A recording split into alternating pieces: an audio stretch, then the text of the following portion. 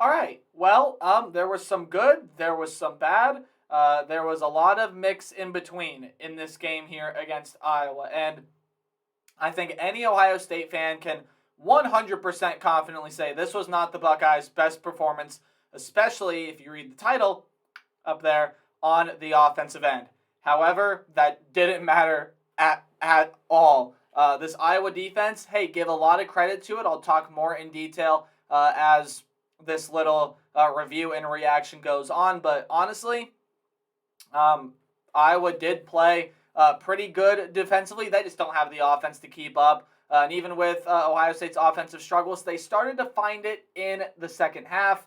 And the defense played well again. I'll break all more of this down, but the Buckeyes, 54-10 over the Iowa Hawkeyes in this game. What's up, Tailgaters? My name is Tailgate Nate, and welcome to my channel. This is my Ohio State fan reaction series for Ohio State fans. If you haven't done so already, hit the subscribe button down below. Leave a like, comment, anything like that. Help support the channel. Even if you aren't an Ohio State fan, I do, a lot of other college football videos here as well. Just got done watching the night slate of games, TCU, Kansas State, kind of a crazy game. I'll be recapping that one here shortly after this video goes up. You can check that out on my community tab.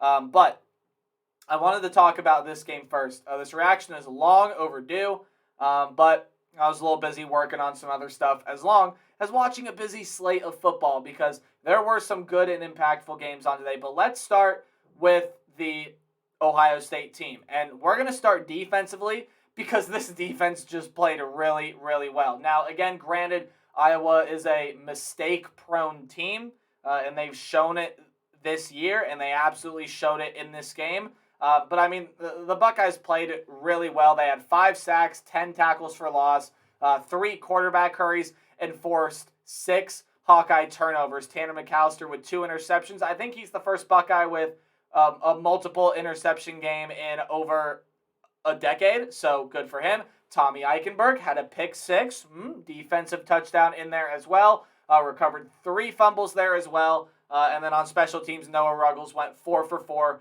on field goals. More on that in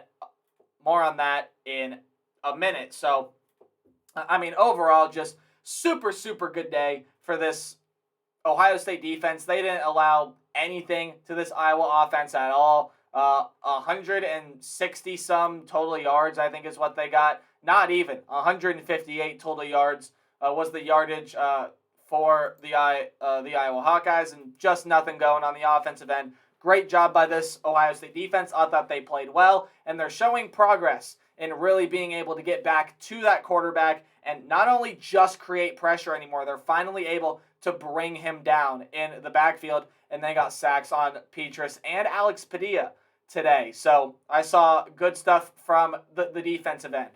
Now, I know what a lot of people are going to say. Let's talk about the offense. I know what a lot of people are going to say, and some people out there may right now be in panic mode. And I'm here to tell you there's no reason to be in panic mode for a couple reasons. One, CJ Stroud had an off day, and you know what? That happens sometimes. He was 20 of 30, had some throws that I know CJ Stroud would have liked to have back. 286 yards, 4 touchdowns, all of them in the second half. Threw a pick there as well. CJ Stroud made some poor decisions with the ball, but also some of those were on the wide receivers, maybe not breaking out of their route as soon as they could. But also, I'm going to give some credit to this Iowa secondary. Now, I thought the officials let these teams play. I thought the officials were maybe not the best at calling pass interference calls. Iowa was very handsy defense, especially in the secondary, not letting wide receivers break out of their routes, maybe tugging on the jerseys a little bit more than tugging on the jerseys a little bit more than most teams would. But hey, you know what? That happens sometimes. You're going to play in aggressive defense. Ohio State saw that in the first half. And even one of the first plays out, CJ Stroud got hit in the backfield, fumbled the ball, and Iowa returned it for a defensive touchdown. So, yeah, guys, off days happen sometimes, and this was an off day for CJ Stroud. definitely a lot that he can improve upon, definitely a lot that he can work on from this past game, because there's a big game next week. Talk more about that once I'm done recapping this game. But it happens sometimes, and I give a lot of credit to this Iowa defense. I thought it played well. It was able to create pressure, mix up some different looks. Again, I think the aggressiveness, especially in that secondary, threw Ohio State for a loop a little bit. I saw a lot of frustration in that first half, not only from CJ, but from the running backs and from the wide receivers as well. Speaking of the running backs and wide receivers, Henderson and Williams both played in this game about equal carries, but they only rushed for a total of, some quick math here, 57 yards on 21 carries. So, not a great day for them, but again, give credit to this Iowa defense. It's been one of the best defenses in the country statistically, and I think they just proved that here today. Kind of fell apart in the second half, but that's also when Ohio State really started to find that offensive groove. Wide receiver-wise, hey, no real big shockers here. Julian Fleming, 2 catches, 105 yards. Only 2 catches, but did have a 79-yard touchdown pass. Emeka Egbuka caught a touchdown pass there as well. He had 6 catches for 80 yards. Marvin Harrison with 7 catches for 65 yards. Cade Stover with 2 catches, for 25 yards. And Cade Stover, I didn't know you could hurdle like that. All right, go you, Cade Stover. Have yourself a moment. And then Jackson Smith-Njigba did come back, had 1 catch for 7 yards, and then seemingly got hurt again. That's probably going to end up being a theme for the season, and hopefully Smith-Njigba is able to come back, but it looked as if he re-aggravated that hamstring. He injured the same leg that had been plaguing him with that hamstring injury. So I am hoping, and I know every Ohio State fan out there is praying it is nothing too serious, and hopefully we can have him 100% healthy and ready to go by this Penn State team. He didn't seem 100% healthy, ready to go in this game against Iowa, even though he was cleared to get the start and play. So hopefully we have him for that Penn State game. I'm really hoping he's able to come back, but we'll see what happens with Jackson Smith-Njigba. Again, we got so many other talented wide receivers with Fleming, Egbuka, Harrison, even Cade Stover coming along there as well. We got guys waiting in the wings there as well that are really good as well. Xavier Johnson's shown up this year. Didn't have a catch in this game, though. I don't think he took a snap on the field, but again, so many weapons there at wide receiver. Jackson Smith-Njigba may very well be the best of those weapons, but again, he's not healthy right now, so the focus needs to be on getting Jackson Smith-Njigba 100% healthy, ready to go. It would be really nice to have him here for this game against Penn State, but we got to have him for that game against Michigan. I think that is imperative, and I think that should be the focus of this Ohio State team right now. Get Jackson Smith, or at least the focus of Jackson Smith-Njigba is to be 100% healthy, ready to go. Maybe for that Maryland game, but definitely for that Michigan game there as well. At the very least, it would be excellent if we could have him sooner than that, and hopefully this re-aggravation or whatever it is nothing serious. Maybe they're just taking precautions with Jackson Smith-Njigba, hoping that, again, he is 100% healthy, ready to go in that Penn State game, but that's definitely going to be a storyline to watch. But as of right now, it seems like both running backs are going to be in good condition there as well, so that is definitely a good thing for Ohio State, is to have those running backs healthy. So that is definitely a very, very good sign. When we look elsewhere, let's transition a little bit over to the Iowa side. Again, I give a lot of credit to this Iowa defense. They really limited Ohio State. Only 3 of 13 on third down were the Buckeyes, only 360 yards. They limited Ohio State to something like 5 yards per play when Ohio State's used to getting 10. Ohio State had some uncharacteristic penalties in here as well. Iowa did not. What plagued Iowa were those turnovers. Oh, actually, I forgot that I wanted to mention this. Red zone trips. You got to be better than that. This defense gave this offense so many short fields that if you were to take away the times that Noah Ruggles had to end up kicking field goals, take away 12 points, and add on 28 points, we would have hung 70 on this Iowa team. 70. And if you change nothing else about the way that this game played out, instead of that, those drives ended in touchdowns, not field goals, 70 points would be on the board, and we'd be talking about a much better performance from this Ohio State offense. But that's not what happened. And again, give credit to the Iowa defense. They forced C.J. Stroud into having some bad throws. They did a really nice job at run stuffing when they had to, but 4 field goals pretty much in the red zone, in Iowa territory. Like, Noah Ruggles is a super reliable kicker. That's why he went 4 for 4 today, but still, you cannot do that in subsequent performances, especially when you are one of the best touchdown percentage offenses in the entire nation, and also when you're just one of the best offenses in the nation, period, and also when you have some pretty tough opponents coming up here in the back half of the schedule. Iowa was a good defensive test. We're going to have Penn State. Maryland's really turned it on. You can make the case why that's a top 25 team.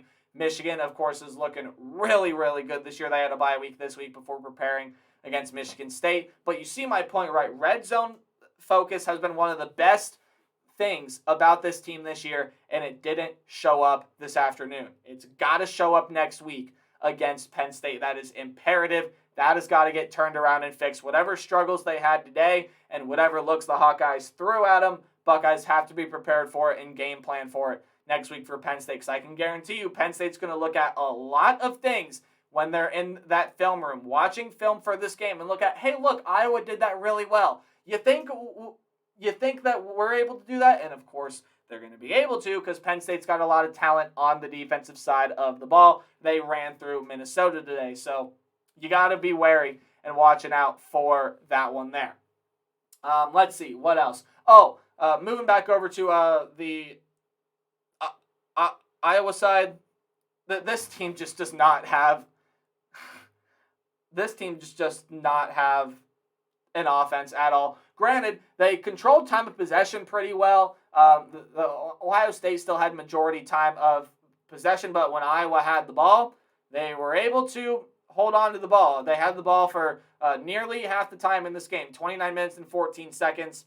Of course, Ohio State would then have it for 30 minutes and 46 seconds. But, Spencer Petras, a 3.5 QBR in this game. Then they brought in Alex Padilla, 1.8 QBR.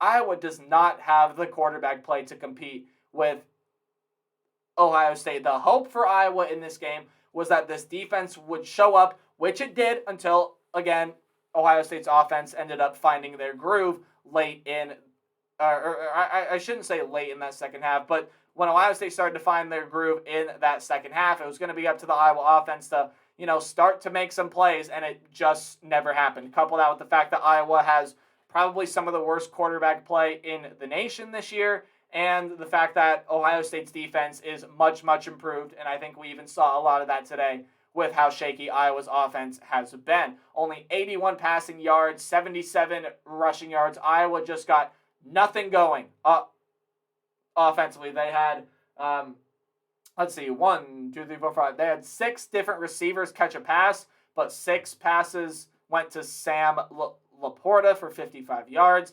They did a good job of getting him involved in this game, but the only problem is when your only weapon is your tight end, or heck, your best offensive weapon is your defense, who had the only touchdown today. Yeah, that's definitely a problem, right? So, again, this is not a show about Iowa. It's a show about Ohio State. I thought Iowa's defense played well in this game, but that offense, man, Iowa's going to struggle to make a bowl game with some of the games coming up here on their schedule if that offense cannot find some sort of rhythm, because you can't rely on your defense to do everything. This game is an example of that. Let's move back over to the Ohio State side, recap what we talked about. Again, this offense, it just had an off day. I understand off days happen, and I know that especially college sports fans in general, but especially college football fans, love to overreact. And you know what? Honestly, sometimes they're really funny to look at. Sometimes they're really funny. Don't overreact about this Ohio State offense. If this is a shaky offensive performance like today against Penn State next week, then maybe we can have some hesitations. But I'm looking for this Ohio State offense to be right back where it's been most of the season in that game against Penn State. And, I mean, look at me. I might even be overreacting here. I'm sitting here saying that this offense had a shaky performance, and it still scored 54 points. Like, yeah, they scored 54 points, but they were also given a lot of short fields and only had 360 yards on the day, only 3 of 13 on third down. They actually were 3 of 3 on fourth down today, which is just uncharacteristic of an Ohio State offense. Yes, a lot of short fields, but you also have to take into account there that, again, this Ohio State offense just did not click like it has in, say, the past couple of weeks here of the season when it was clicking against Michigan State, against Rutgers, against Wisconsin. Pretty much every other game this year where the offense was really moving and grooving, maybe besides that Notre Dame game, yeah. And I know C.J. Stroud has not been as electric as he was last year, but honestly, he hasn't had to be. He has a really good run game to lean on. He has now a really good defense on the other side of the ball there as well, which takes a lot of weight off his shoulders. He doesn't have to do too much. And look, C.J. Stroud, phenomenal quarterback. His QBR today was 60.3, which, yeah, very off day. He leads the nation in QBR by a wide margin. I think last time I looked, it was like a 93 point something, 94, which is just ridiculous. This performance, yeah, is going to bring his total QBR down, maybe just a hair, but look, C.J. Stroud's got stuff to work on in this game. He's going to go watch tape, and he's going to go work his butt off because that's just what C.J. Stroud does. So, look, don't overreact about this offense. I fully expect this offense to be where it's been most of the season next week against Penn State because Ohio State, while they may start slow against Penn State, they eventually turn it on. And that's kind of what happened here in this game as well. They started slow and eventually just ended up flipping a switch, and they turned on the jet engine. So, look, not worried about this Ohio State team in the slightest right now, but let's look ahead a little bit, huh? Let's start looking at that Penn State game. Penn State was able to run through Minnesota today. In fact, the game was not even particularly close. As I pull up the box score right now, 45-17 was the final score of that game. Sean Clifford was throwing it all over the place. Nick Singleton and Keytron Allen were really, really good in that game. Penn State's got a slew of wide receivers that this Ohio State secondary is going to have to be wary of. Parker Washington, Mitchell Tinsley, among some other names awaiting in the wings there as well. And even with Nick Singleton and Keytron Allen there as well, those are names that we got to watch out for. Now, Minnesota didn't have Tanner Morgan today, and yeah, I know, but also Penn State put up 45 points against a Minnesota defense that, coming into the game, was one of the best in the entire nation at third down percentage, at total yards and everything like that. Penn State went 5 of 11 on third down today, and I know people are going to look at that Penn State performance against Michigan and just see how they got humiliated, which they did, and they gave up 416 rushing yards in that game. They actually gave up 165 rushing yards in this game, which still quite a bit of a number there, especially when you consider Ohio State has 2 really good running backs, if not 2 top 10 running backs in the entire nation, in Travion Henderson and Mayan Williams. So this is definitely going to be a very interesting Penn State game. It's not a night game, which is a crying shame. It's not the whiteout, which is an even bigger crying shame. The whiteout was that game against Minnesota. But, hey, we'll definitely see what happens in Happy Valley this upcoming week. I'm actually getting really excited for this game. It's going to be the big noon kickoff on Fox, which, again, is a shame.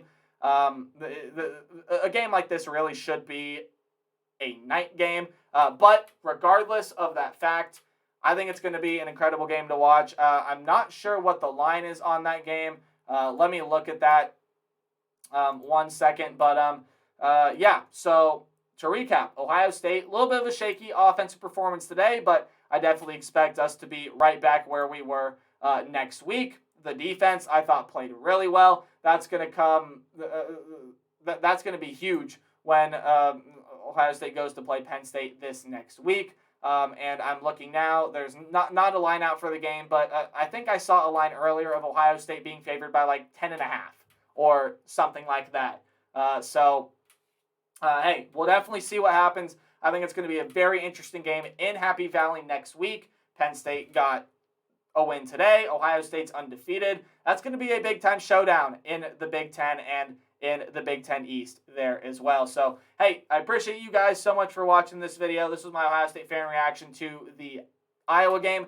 Don't overreact quite yet, all right? This is the same message I said about in the beginning of the season. Don't overreact because this team is going to end up being fine. So, Ohio State beats the Hawkeyes 54-10. The Buckeyes move to 7-0 on the season. And up next, a tricky road test in Happy Valley against the Penn State Nittany Lions. Thank you guys so much for watching. Be sure to like, comment, subscribe. Anything you can to help support the channel does mean a lot to me. And remember to play hard, but tailgate harder. I'll see all you guys in the next video. Goodbye.